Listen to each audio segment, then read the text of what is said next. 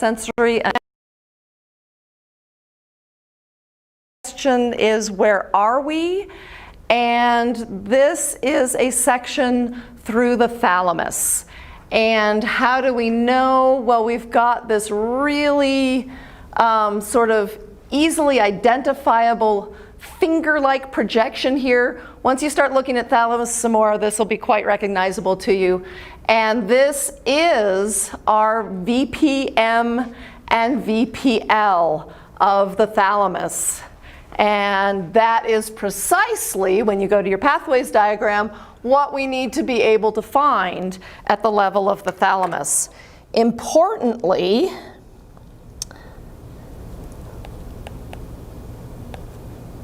both fast and slow somatosensory information go to VPL for the body, and fast and slow information from the head go to VPM.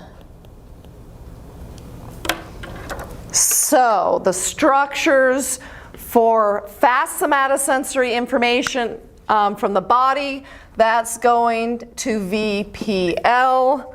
Slow somatosensory information from the body is also going to VPL. Fast somatosensory information from the head is going to VPM.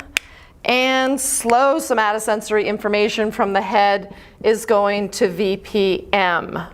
So your body and your head, so now your homunculus is complete. And the feet are still lateral, and the head has now joined more medially.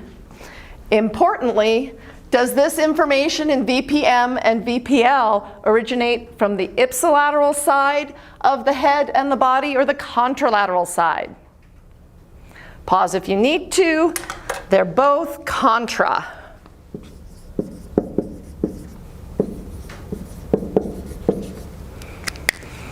Okay, so now that information we can see on our pathways is going to head on up to cortex.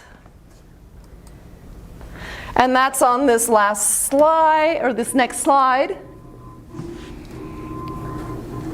So we have and sorry, the color coding has changed a little bit here. This dark blue represents primary somatosensory cortex, and that has both fast and slow somatosensory information in it. And importantly, you can see that is in the posterior central gyrus, which you've already found in your lab.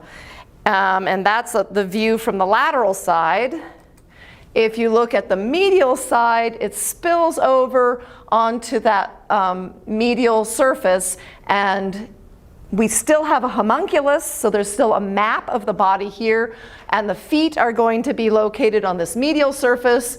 The trunk will be up on top, then the hands, and then the head, and this is shown in the next slide as your map of the body. And notice, it is not proportional to your actual body. We have a whole lot of neurons bringing in somatosensory information from our fingertips. That's why we can read Braille, for instance. Would we be able to read Braille on our trunk? The receptive fields are way too huge here. And this is been put together by an artist to show you a homunculus. So lots of innervation, somatosensory information for your hands and your lips, not so much for your trunk. Okay, so that is the conclusion of our somatosensory anatomy lecture.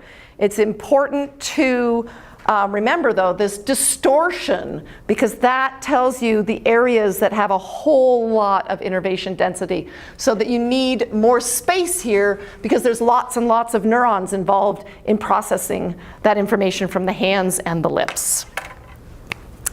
Thank you very much. That's the last